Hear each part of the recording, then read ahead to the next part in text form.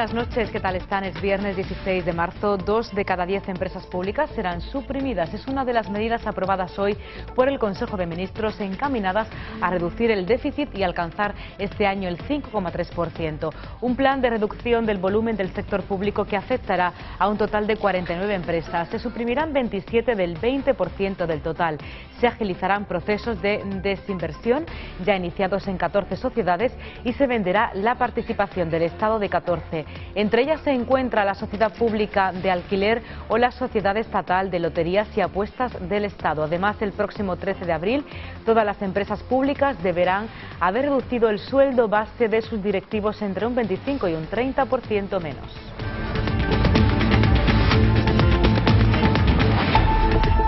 Y tras la polémica abierta en Cataluña por la imposición del pago de €1 por receta, se ha extendido, como era de esperar, a toda España y se ha colocado en la campaña electoral. El Partido Popular de Javier Arenas en Andalucía no está de acuerdo con aplicar el copago sanitario en principio y tampoco lo está con las prioridades de gasto planteadas por la Generalitat.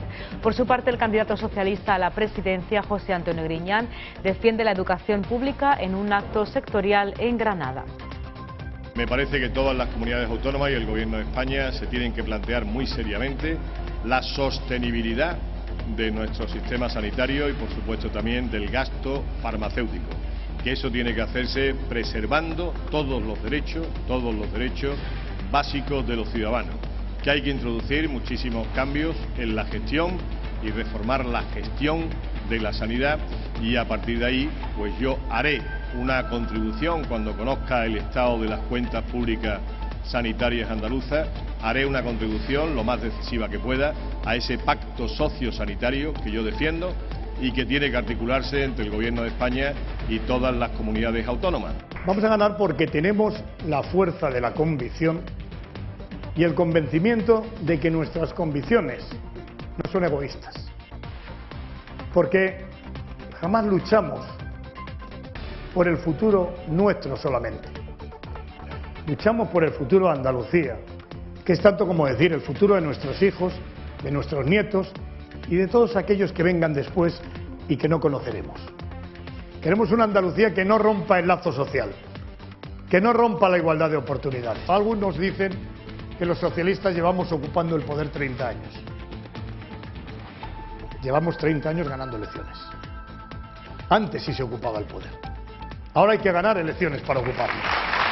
Seguimos en Andalucía porque la juez que investiga los ERE fraudulentos, la juez Alaya, ha impuesto este viernes una fianza de 686 millones de euros en concepto de responsabilidad civil al exdirector general de Trabajo, Francisco Javier Guerrero, principal imputado en el caso y en prisión desde el pasado sábado para hacer frente al ingente despilfarro de dinero público presuntamente cometido.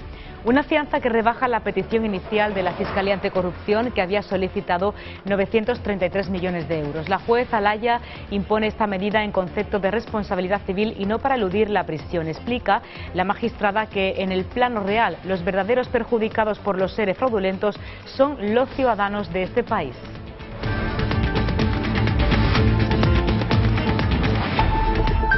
Pues el Partido Popular afirman que la Consejería de Empleo conocía el reparto irregular de los expedientes de regulación de empleo.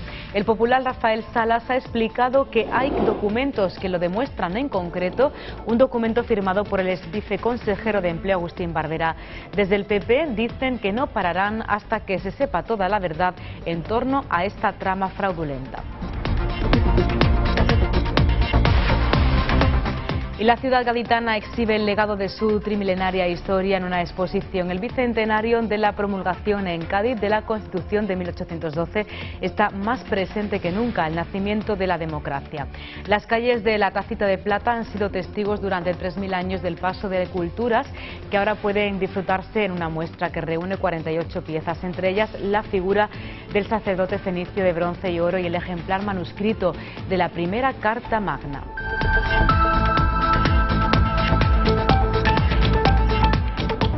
Y los cines nos proponen este viernes una cartelera muy heterogénea, con terror, mucho drama, thriller y comedia romántica. Emilio Martínez Lázaro, director de grandes taquillazos como El otro lado de la cama y O 13 rosas, reaparece este mes de marzo con La montaña rusa, una comedia romántica protagonizada por Verónica Sánchez, Ernesto Alteiro y Alberto San Juan. Las posesiones, los exorcismos y demás fenómenos paranormales también ocupan sitio en la cartelera de este fin de semana. Es la primera vez que veo a una persona poseída dormirse ante un cura y el agua bendita. Esto no concuerda con ninguna forma de posesión que haya visto. Lo siento, Isabela. Y ahora vamos a hacer un repaso de toda la actualidad deportiva. Contamos, como no, con nuestro compañero Hugo Vaca, que nos va a contar con detalle. Bueno, en un principio, un breve resumen de lo acontecido en las últimas horas, sobre todo de ese sorteo de Champions que hemos conocido hoy mismo. Efectivamente, un sorteo de Champions que ha deparado dos partidos importantísimos. La perita en dulce le tocó al Real Madrid, el equipo de Nicosia, el Apoel es el rival del equipo madridista. También el Fútbol Club Barcelona tiene un rival muy complicado, como es el Milán, un Barcelona que entrenaba esta mañana, el Real Madrid, como decíamos también, una perita en dulce, y también se ha sorteado la Liga de Europa, donde al Atlético de Madrid le tocó el equipo alemán del Hannover, mientras que el Athletic Club de Bilbao tiene ante sí un rival muy complicado, el equipo alemán del Schalke 04, el equipo de Raúl. Mientras tanto, como decíamos, el Atlético de Madrid con el Hannover, y el Valencia tiene también como rival en esta próxima ronda en la Europa Liga del AZ Alkmaar.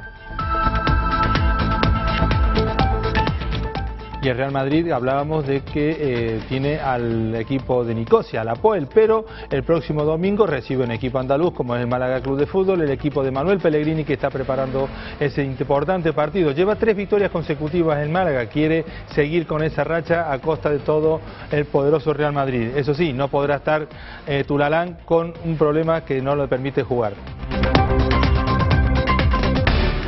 Y seguimos en Andalucía porque el Granada Club de Fútbol tiene un duelo importantísimo con otro rival. En este caso no estamos hablando de rival de importancia, sino de su propia liga. El Sporting de Gijón, el equipo de Javier Clemente, va a tener y va a enfrentarse en Los Cármenes este fin de semana. Vemos a el propio técnico que ya tiene decidido equipo, donde estará Franco Jara, el argentino, que ya está recuperado.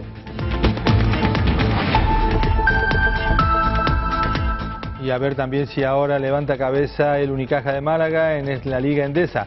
El rival no es el más propicio, es el tercer clasificado, el Caja Laboral, pero los de Chus Mateo tienen la posibilidad de revertir una situación que se está poniendo muy mala, muy fea. Y repasamos ahora otros asuntos de esta jornada.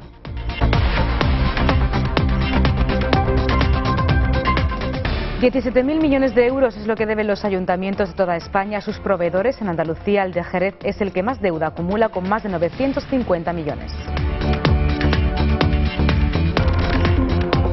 Diego Torres, ex socio de Urdangarín, dice que quiere dar su versión después de que el Duque le responsabilice a él de todos los hechos. Será el 22 de mayo.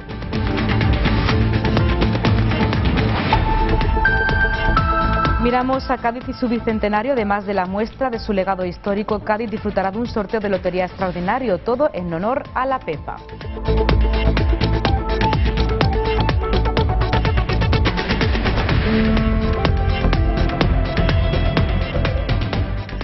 Una de las medidas que próximamente repercutirán en la reducción del déficit es el plan para reducir el volumen del sector público que hoy ha aprobado el Consejo de Ministros. Un plan que afectará a corto plazo a un total de 49 empresas. Se suprimirán 27 del 20% del total. Se agilizarán procesos de desinversión ya iniciados en 14 sociedades y se venderá la participación del Estado en otras 14. Entre ellas se encuentra la Sociedad Pública de Alquiler o la Sociedad Estatal de Loterías y Apuestas del Estado. Para dar más transparencia sobre la gestión de los ingresos públicos, el Ejecutivo ha anunciado el primer plan de reducción del sector empresarial, un 17% del total.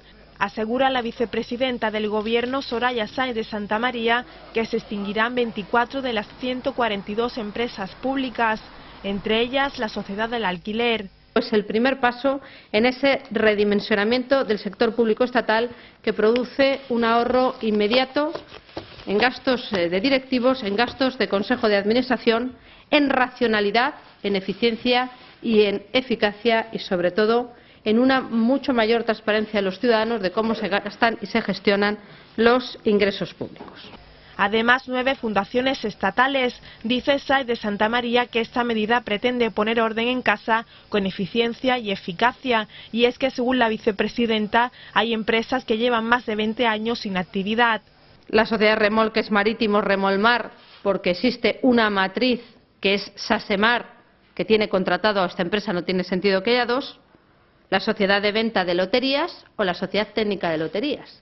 Un ahorro de más de 1 millón de euros al año por las dietas de los 154 consejeros de las empresas públicas que dejarán de serlo. En esta línea, el Gobierno ha ampliado 5 líneas de crédito para emprendedores y pequeñas empresas.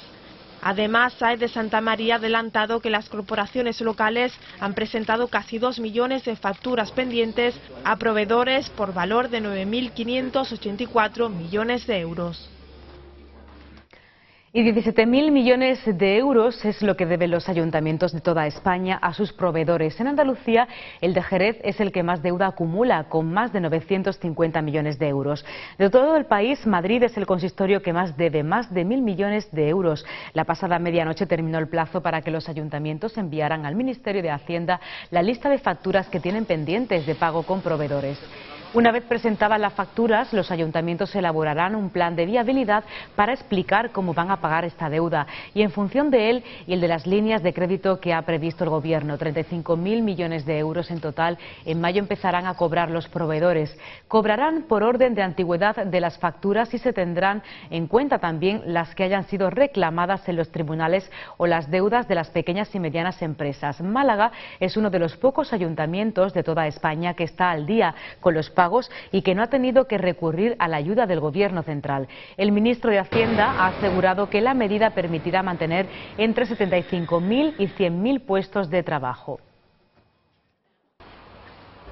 Madrid lidera la lista de morosos. Los ayuntamientos remiten a Hacienda las deudas millonarias que tienen con sus proveedores.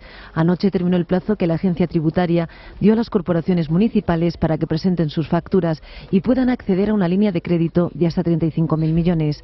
De este montante se calcula que 18.000 millones irán a los consistorios y el resto a las comunidades autónomas. Con este plan se logrará crear entre 75.000 y 100.000 empleos, según ha explicado el titular de Hacienda, Cristóbal Montoro, que subrayó que esta iniciativa evitará también que muchas empresas cierren. A pesar de que la mayoría de municipios recurrirá a esta medida, algunos consistorios como Barcelona, Málaga, Valladolid, Segovia y Girona han avisado de que no pedirán este crédito porque no lo necesitan para liquidar sus deudas. Otros, como Madrid, intentaban justificar así su deuda de más de 1.000 millones a cerca de 1.700 empresas. El Ayuntamiento de Madrid es verdad que hizo una infraestructura que va a servir para muchas generaciones cuando todavía estábamos en un momento de bonanza económica. La mejor cara de este mapa municipal del débito son los ayuntamientos vascos. Ninguna de las 3 capitales de la comunidad tiene deudas con proveedores. La Cruz podría ser este pequeño pueblo de Zamora, que con solo 274 habitantes es uno de los más endeudados de España y reclama 500.000 euros para aliviar su situación. Y hablando de deuda, la pública española creció un 14,2% en 2011, lo que supone un 68,5% del Producto Interior Bruto. Las comunidades autónomas alcanzan el nivel de deuda más alto de la historia desde el año 1995. La deuda de las comunidades autónomas marca récord histórico.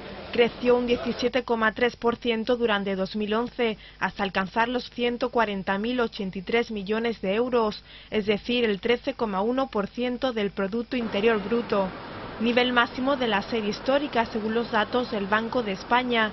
En términos absolutos supone 700.034.962 millones, un 14,2% más en un año. Además, la deuda del Estado alcanzó los 559.459 millones de euros, tras crecer un 14,6%, lo que debe la Administración 52,1% del total. Mientras, las corporaciones locales ha permanecido invariable, con una caída del 0,03% hasta 35.420 millones de euros y quedar en el 3,3% del PIB. En total, la deuda pública de España aumentó un 14,2% hasta quedar en el 68,5% del PIB, 8,5 puntos por encima del 60% que permite la Unión Europea. Cataluña, Valencia y Madrid encabezan las comunidades con mayor volumen de deuda. Y el presidente del BBVA, Francisco González, ha mostrado hoy su confianza en que España iniciará un periodo de crecimiento sostenido el próximo año. Será en 2013, según González, cuando comencemos a ver los frutos del inicio de un nuevo periodo. El máximo responsable de la entidad ha explicado que afortunadamente nuestro país está entre los que han decidido afrontar la crisis con medidas valientes.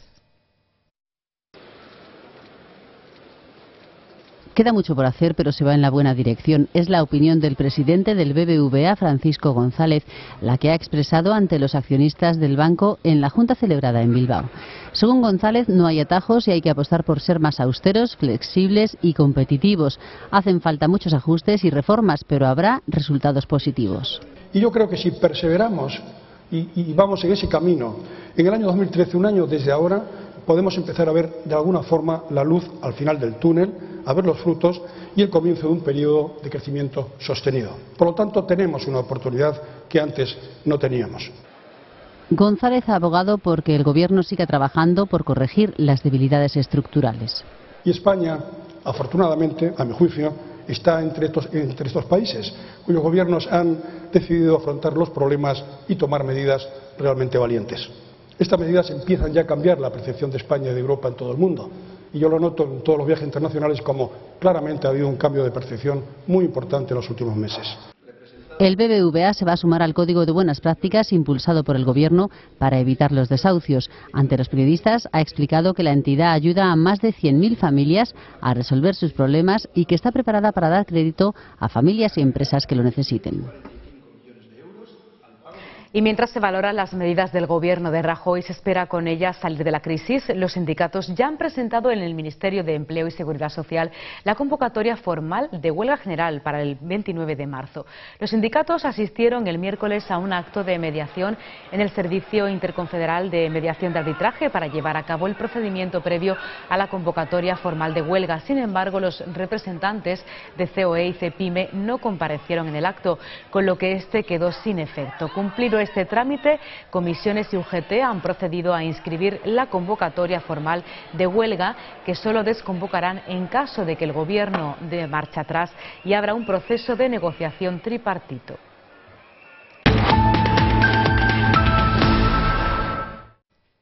Repasamos la crónica que nos deja la campaña electoral. El candidato a la presidencia de la Junta, José Antonio Griñán, ha defendido la educación pública en un acto sectorial en Granada.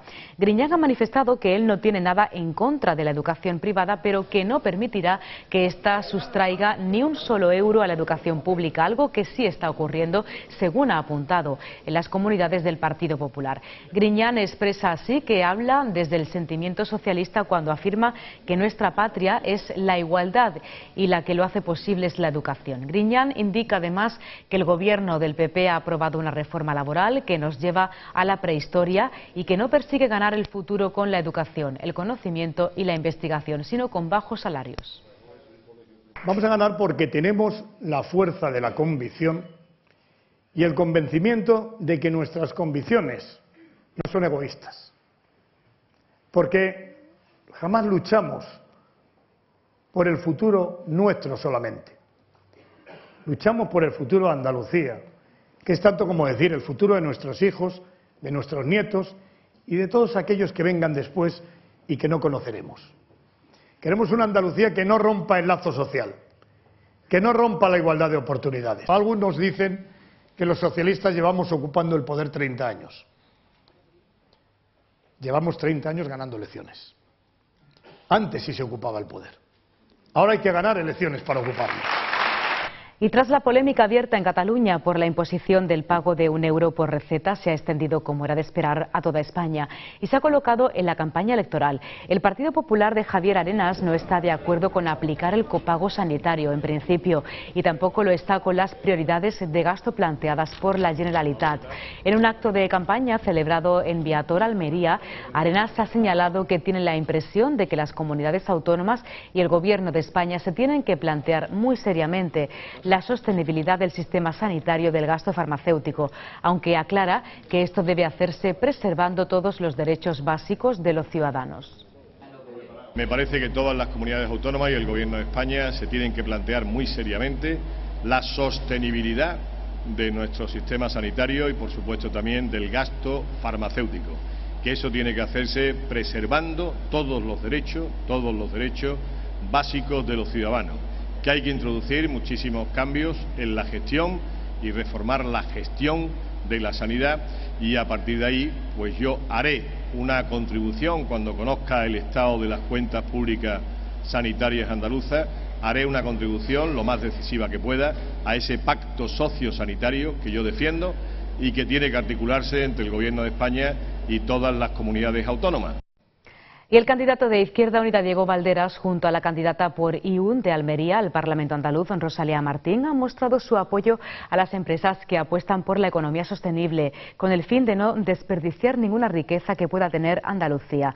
Valderas ha destacado la labor de este tipo de empresas porque se encargan de cerrar el ciclo de la producción agraria con un tratamiento medioambiental adecuado de los residuos agrarios. Ha hecho hincapié en el tratamiento de los residuos con perspectiva económica, a la par que ha instado a impulsar la reutilización de los productos del campo que ya no tienen utilidad desde una perspectiva de biomasa. Ha asegurado que posibilitan la creación de riqueza. Seguimos en Andalucía, pero para otro caso bien distinto, porque la juez que investiga los ERE fraudulentos de Andalucía ha impuesto este viernes una fianza de casi 700 millones de euros en concepto de responsabilidad civil al exdirector general de Trabajo, Francisco Javier Guerrero, principal imputado en el caso y en prisión desde el pasado sábado, para hacer frente al ingente despilfarro de dinero público presuntamente cometido. Una fianza que rebaja la petición inicial de la Fiscalía Anticorrupción, que había solicitado 933 millones de euros. La juez Alaya ha impuesto esta medida en concepto de responsabilidad civil y no para eludir la prisión. Explica Alaya que en el plano real los verdaderos perjudicados por los ERE fraudulentos son los ciudadanos de este país, con independencia del buen nombre de una institución pública. No obstante, en el caso de declarar responsable, subsidiará a la Junta. Se daría la paradoja de que a los únicos que se podría beneficiar serían a los futuros acusados, para no hacer frente a sus propias responsabilidades. Estaremos muy pendientes de este asunto, y el Partido Popular afirma que la Consejería de Empleo conocía el reparto irregular de expedientes de regulación de empleo. El popular Rafael Salas ha explicado que hay documentos que lo demuestran. En concreto se ha referido a uno firmado por el ex viceconsejero de Empleo, Agustín Barberá. Desde el PP dicen que no pararán hasta conseguir la verdad. El Partido Popular afirma que la Consejería de Empleo era conocedora de los escrúpulos que suscitaba el reparto de los ERES entre las empresas del PSOE. Este documento así lo demuestra. Está firmado por el ex viceconsejero de Empleo, Agustín Barberá. El popular Rafael Salas ha explicado que la alternativa de la Consejería fue realizar transferencias directas al IFA. Así se evitaría el control de los funcionarios. Era conocido por los responsables de la Consejería, puesto que de su puño y letra el informe lo firma el viceconsejero, y por lo tanto nosotros siempre hemos considerado que lo sabían todo y que lo sabían todos. El PP dice no parará hasta que se sepa la verdad de los ERE y quién se llevó los miles de euros que deberían de ir destinados a los parados. Salas destaca que junto al saco roto de esta trama de corrupción están las políticas del PSOE, que asegura son las de recorte continuado. He oído al presidente Griñán presumir de la educación andaluza, decir que no ha bajado presupuesto, y eso es falso. Los presupuestos del 2011 con respecto al 2010 bajaron 200 millones de euros. Y señala que está en peligro la beca Erasmus. El líder de Nuevas Generaciones denuncia además que los becarios llevan meses sin cobrarla y que sus familias están teniendo que ayudarles desde España.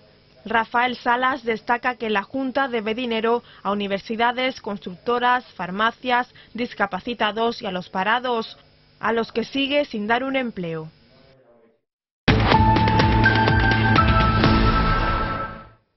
Han podido salvar la vida de un niño de 7 años que se estaba asfixiando tras tragar un trozo de candado de plástico. 2 agentes de la Policía Nacional lo han logrado. Han asegurado que se sienten muy orgullosos de salvar la vida al menor, aunque recuerdan que es su labor.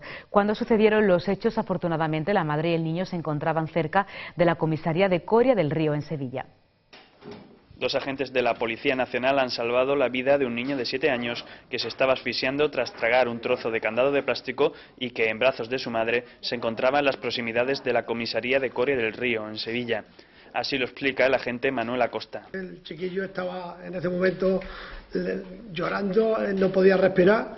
En ese momento yo personalmente cogí al crío, le empecé a hacerle la respiración apretando el abdomen a ver si podía expulsar el objeto. Y viendo que no podía, no había manera, el chiquillo seguía en las condiciones que comentaba antes. Luego cogí, introducí los dedos en la garganta a ver si le producía el vómito, a ver si podía echar el objeto que tenía. Y lo que hice fue introducírselo para adentro y en ese momento pues el crío empezó ya a respirar. Los policías han asegurado que se sienten muy orgullosos de salvar una vida, aunque, como dice el agente Luis Martínez, forma parte de su trabajo. La labor de que hoy estemos aquí 2 no quiere decir que seamos 2 héroes, sino que esto va extendido a todos los compañeros, porque hay algunas veces que uno tiene que ser duro, hay otras veces que tiene que ser héroe y hay otras veces que tiene que estar en el silencio. Ambos agentes, con 35 y 23 años de servicio, han visitado hoy al niño, que se encuentra en perfectas condiciones de salud. Y los restos de la última búsqueda de la joven Marta del Castillo han resultado negativos. En la llamada ruta del agua, la policía no ha hallado restos de sangre en los elementos analizados: un trozo de manta, una falda, una alfombra y una tela. Les recordamos que en este caso solo hay un condenado por la desaparición y asesinato de Marta, Miguel Carcaño. La Audiencia Provincial de Sevilla lo condenó a 20 años de cárcel en una sentencia que se encuentra pendiente de que el Tribunal Supremo resuelva los recursos de la defensa, la Fiscalía y acusación particular que ejercieron los padres. Carcaño ha pedido que se rebaje su condena a 12 años y medio y la Fiscalía y los padres de Marta han solicitado que la condena se amplíe a delitos de profanación de cadáveres y contra los 3 presuntos cómplices que están absueltos: el hermano de Carcaño, Francisco Javier Delgado, y la novia de este, María García, y su amigo Samuel Benítez. Y el juez que instruye el caso NOS, José Castro, ha acordado volver a citar a declarar al ex socio de Urdangarín, Diego Torres. La citación se produce después de que la defensa de Torres haya solicitado formalmente ante el juzgado volver a ser citado a comparecer ante el juez. Será el próximo 22 de mayo. Tras el último imputado en el caso NOS, el expresidente balear Jaume Matas. Recordemos que Torres compareció por primera vez ante el juez el 11 de julio del pasado año, cuando defendió la legalidad de los 2 convenios firmados por NOS con el gobierno balear en 2005 y 2006 por 2,3 millones de euros. Según el testimonio del duque de Palma, era su socio quien tomaba las decisiones y el responsable.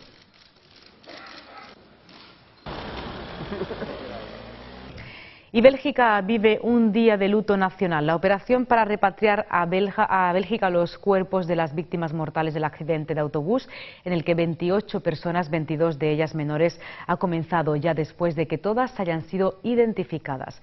Los supervivientes ya han regresado a Bélgica. Los niños que estaban ingresados querían ver a sus compañeros en el sillón antes de regresar al país, por lo que han sido trasladados en ambulancias hasta allí y después han partido hacia el aeropuerto de Ginebra para coger un avión. El exceso de velocidad ha sido descartado ya como causa del accidente, puesto que el autocar viajaba entre 50 y 70 kilómetros por hora en el momento de la colisión. La policía baraja un problema técnico, un error humano o un problema de salud del conductor. Varios menores supervivientes del siniestro apuntaban que el conductor intentó meter un DVD o CD en el momento del accidente.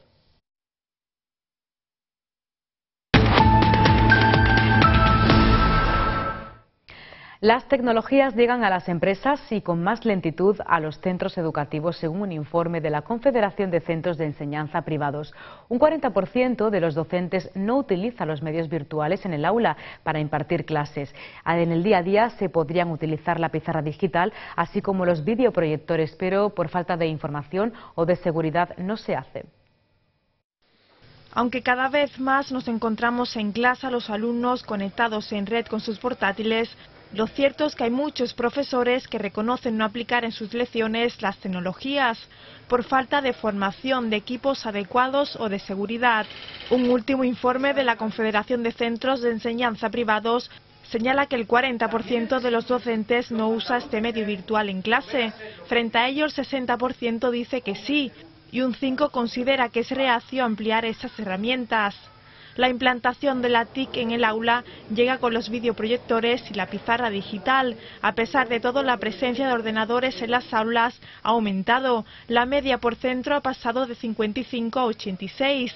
Y mientras que en 2008 la mayoría eran aún ordenadores de sobremesa, en 2011 un tercio del total ya son portátiles. El estudio se basa en una muestra de 850 colegios, de los cuales el 82% son públicos y el 18% privados o concertados. Pues bien, los niños también tienen su opinión y solución sobre la crisis. Risas, besos, juegos y abrazos. Esta es la receta de los pequeños españoles para combatir la crisis, una palabra que más suenan actualmente en sus caras. 9 de cada 10 señalan como culpable el cansancio de sus padres, sus preocupaciones y su humor. Crisis es la palabra que más oyen, seguida de paro, Rajoy, hipoteca e indignados. Estas son algunas de las conclusiones de un estudio sociológico para el que se ha realizado más de 1.200 entrevistas a niños de entre 6 y 12 años. Se trata de otra visión de la crisis. Así se titula este trabajo. Frente a ello recomiendan una actitud positiva con más risas a diario.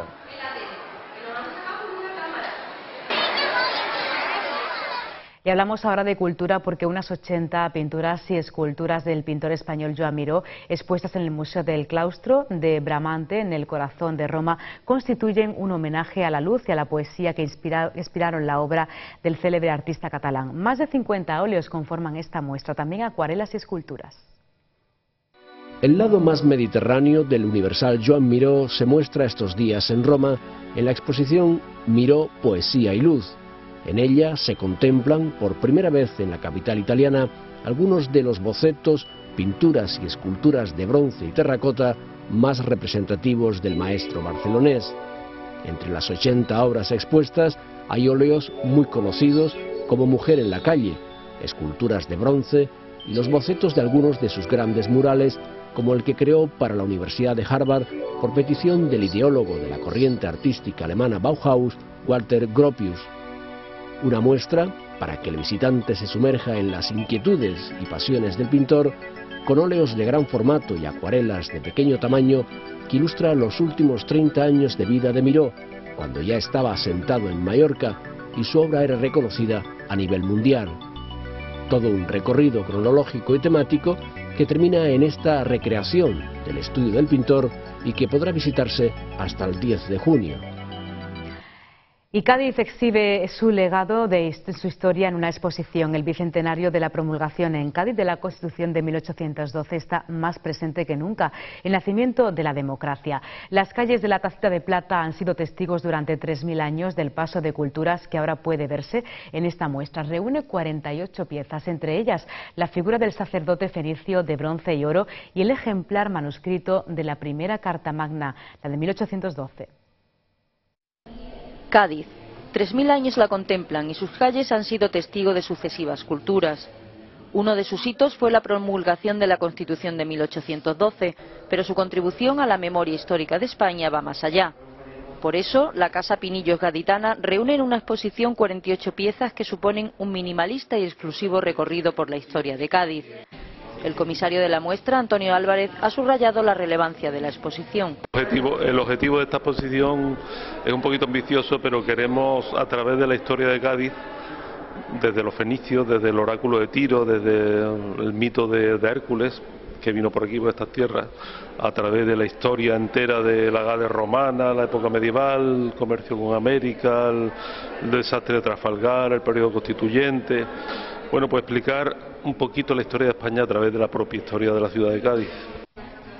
Obras de arte, planos, monedas y ánforas revelan al espectador la historia de la ciudad desde su fundación en el siglo IX a.C. hasta el siglo XIX, un periodo por el que han transitado por Cádiz fenicios, tartesos o romanos.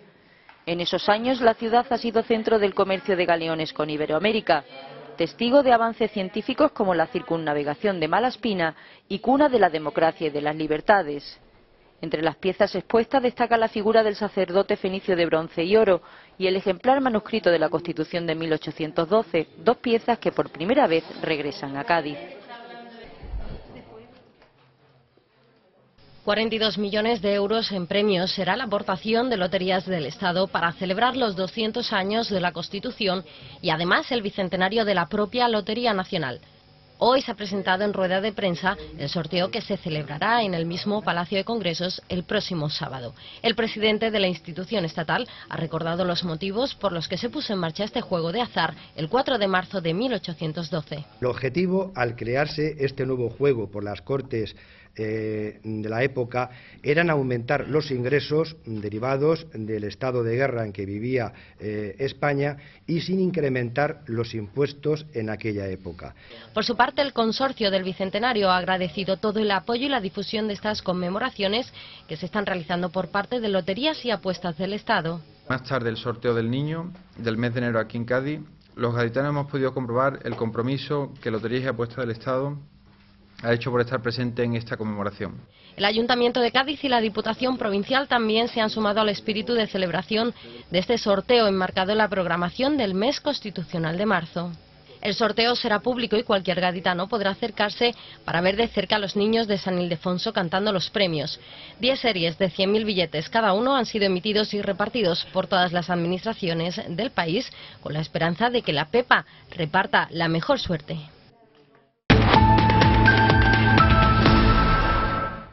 Y antes de avanzarles la previsión del tiempo para los próximos días, parece que por fin lloverá, les contamos que una empresa castellonense podrá tener una pequeña solución para este problema de la sequía, gracias a unos novedosos y ecológicos sistemas que están basados en la nanotecnología. Han conseguido así convertir la humedad del ambiente en agua purificada. Además, su coste es bastante bajo. Esta empresa de Castellón, OpenMS, está utilizando los últimos avances en nanotecnología para crear sistemas novedosos, ecológicos y de bajo coste para purificar aire y agua, además de la generación de agua a partir de la humedad que hay en el ambiente. Una empresa que utiliza tecnología de alto nivel, aplicada por la NASA y el ejército americano, pero adaptada para el uso comercial. Ángel Gallardo, director general de la empresa, nos explica las soluciones innovadoras de la nanotecnología en problemas cotidianos que nos afectan a todos. Para darnos una idea de la potencia de esta tecnología, indicar que es capaz de eliminar infecciones muy conocidas como pueden ser las de las gripes, la famosa gripe A, el E. coli o incluso la legionela, que sabemos que ha sido, pues por desgracia, el motivo de incluso de muertes, ¿no? Hay otros colectivos que también pueden beneficiarse de nuestra tecnología, como son los niños pequeños, de forma que, bueno, por los problemas de la contaminación estamos viendo que cada vez más los niños tienen problemas respiratorios. Con estas tecnologías lo que permiten es que ellos estén respirando en un entorno saludable. Uno de sus productos más llamativos es el de la generación de agua, mediante unos sistemas que capturan las brumas y la humedad ambiental y que son capaces de generar 40 litros al día por metro cuadrado de instalación. Otra línea de trabajo es la creación de espacios biosaludables para purificar el aire y mejorar la calidad del mismo en espacios cerrados. Y después de muchos días de calor, que parecía que era ya casi verano, esta es la imagen que nos hemos encontrado hoy en la capital de Andalucía. Dicen que abril aguas mil, aunque en este caso se ha adelantado a marzo y ya era hora. Está siendo un año de sequías, aunque este fin de semana las condiciones meteorológicas dejarán lluvias en la mitad occidental de Andalucía, sobre todo. También bajarán las temperaturas, a pesar de haber vivido semanas atrás un tiempo bastante primaveral.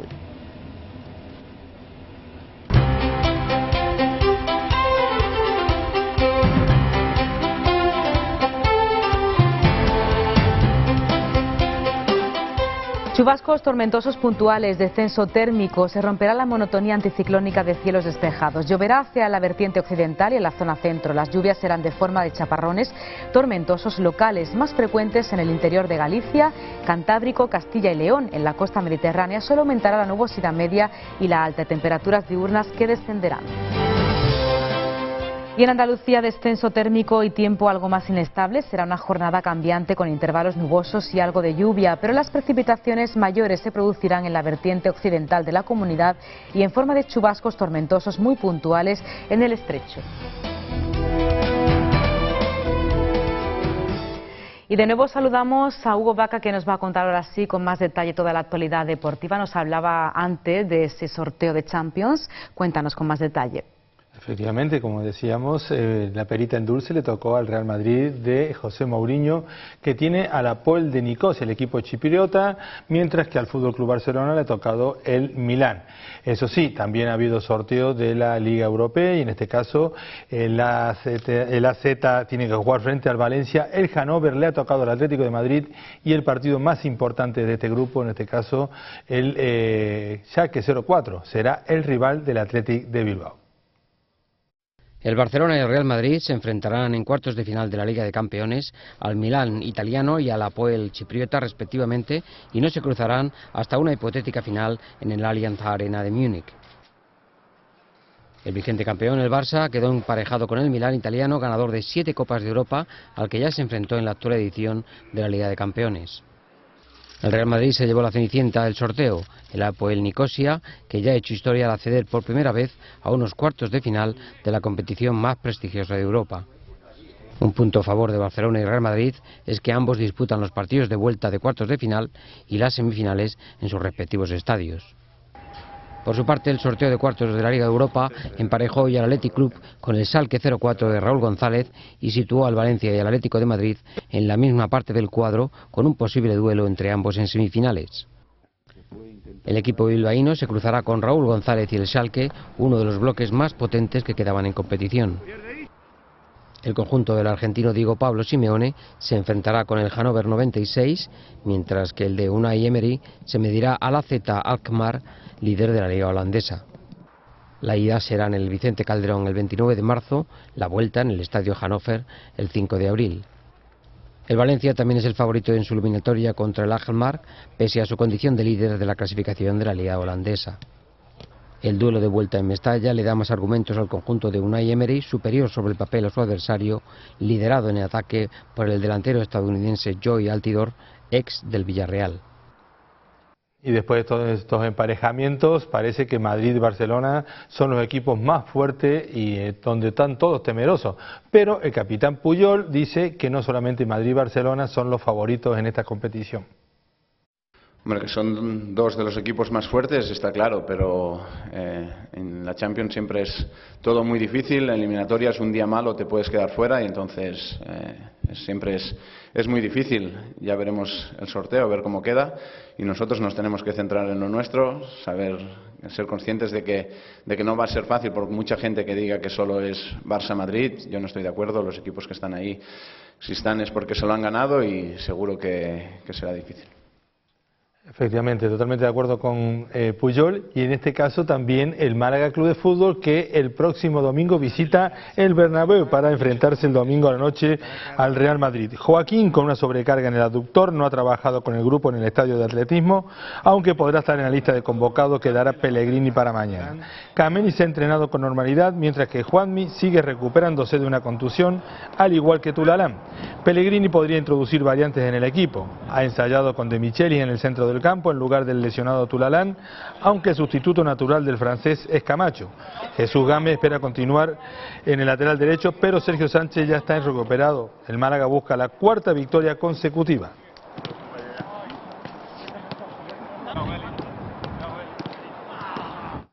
Y también el Granada Club de Fútbol tiene un importante encuentro, no con los jugadores de equipos más importantes de la competición, sino con justamente los que están en su liga, esa que lucha por no descender de categoría. El Sporting de Gijón es un duro rival en este periodo. Tras completar el entrenamiento sin problemas, el Granada recupera a Martín y Jara para el choque contra el Sporting de Gijón de mañana sábado. Por contra, todo hace indicar que Fran Rico no llegará para la importante cita liguera, mientras que la presencia de Uche, también tocado, no parece correr peligro. Toda la plantilla rojiblanca ha estado presente en la sesión preparatoria, a excepción de Yebda, Diakate, Roberto y Jaime lesionados. Uche, con los problemas en el tobillo, se ha ejercitado al margen, al igual que Fran Rico, que con la rodilla inflamada ha trabajado con el preparador físico. La situación de este último es más preocupante y el club da casi por descartada su presencia contra el Sporting. También se han ejercitado con el primer equipo Carmona, Cristian y Paquito del filial. La sesión de entrenamientos, bajo la atenta mirada de Abel Resino, ha sido suave y distendida. Después de realizar carrera continua y varios minutos de estiramientos musculares, la plantilla ha realizado ejercicios de presión y pase. Más tarde, la defensa y el ataque se han separado para realizar diferentes ejercicios de salida con balón al primer toque para finalizar realizando un partidillo. Y en segunda división, la Unión Deportiva Almería, que hace 3 jornadas estaba a punto de dar ese asalto a las 2 plazas que dan opción al ascenso directo de categoría, pero tras la derrota ante el Celta y el Valladolid, y sobre todo también ese empate del pasado fin de semana, la derrota ante el Elche, tiene ahora que resarcirse. Eso sí, el Valladolid es otro de los equipos que está en la pugna por luchar por esos puestos que dan opción al ascenso de categoría. Con tanto en juego, los de Lucas Alcaraz necesitan recuperar su carácter competitivo. De un lado, apuntalando su defensa para no encajar tantos como los 10 goles de los 4 últimos partidos. Va a ser un partido muy duro, sabemos que en su campo pues, son muy fuertes, es un gran equipo, tiene muchísima posesión de balón y jugadores arriba muy desequilibrantes. Esperemos que ir allí haciendo una buena defensa, que es muy importante mantener la portería a cero. Y si conseguimos mantener esa portería, pues yo creo que el equipo va a ganar porque siempre hacemos gol. Agasiet y Jacobsen, sin descartar al canterano Trujillo, se juegan 2 puestos en el centro de la defensa ante la ausencia de Carlos García.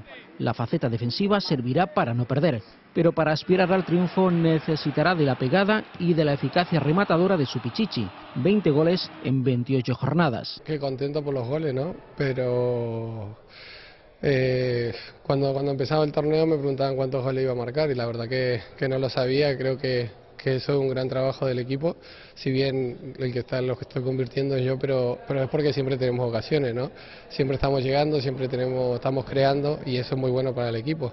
Lo que te decía, que si encontramos esa regularidad que nos está faltando, creo que el equipo va a seguir peleando ahí hasta arriba hasta el final. Enfrente, el Valladolid de Miroslav Jukic, que recupera al mediocentro franco-tunecino Nafti, y que en Pucela solo ha perdido 2 partidos, ante Celta y Murcia. La ida acabó en empate a 1 con este golazo de Miguel Ángel Corona. Troy de Vries es el nuevo fichaje del Unicaja de Málaga. El escolta que procede del Melilla, de máximo anotador en la Liga Alep, es el nuevo fichaje del equipo malacitano. Podrá estar con sus compañeros el próximo domingo en ese partido que tienen frente al Caja Laboral, un duro rival, tercero en la Liga Endesa.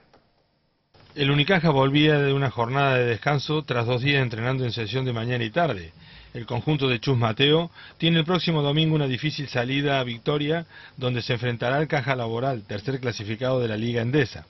El equipo malagueño regresó al trabajo colectivo esta mañana a partir de las 11 horas. En este entrenamiento continuaron de baja Jorge Garbajosa y Tremendalden, ausentes ya varias semanas del trabajo con el equipo por lesión.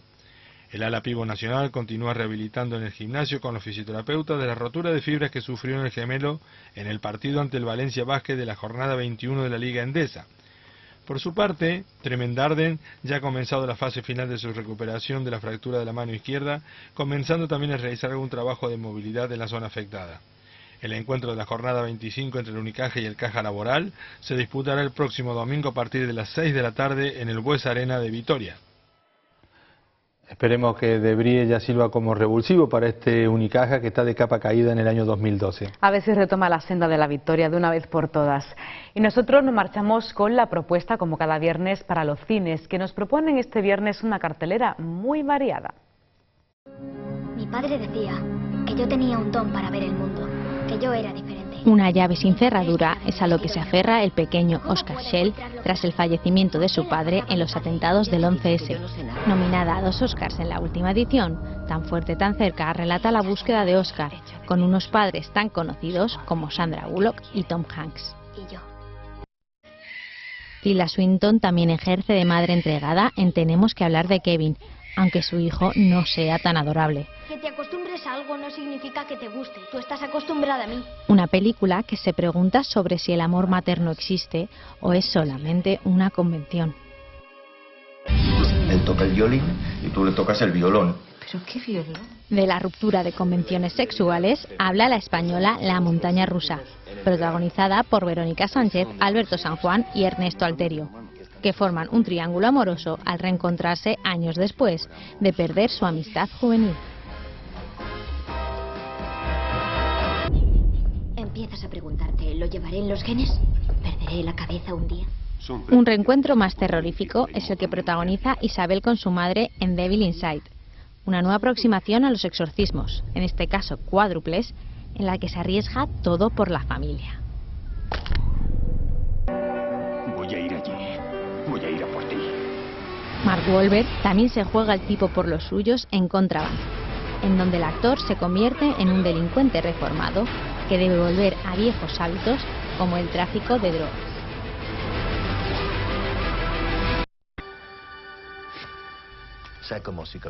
Otro delito, en este caso menor, como es el robo de un bolso, es el punto de partida de Las malas hierbas, drama romántico dirigido por Alain Resnais sobre los encuentros y desencuentros de dos personas unidas por el azar.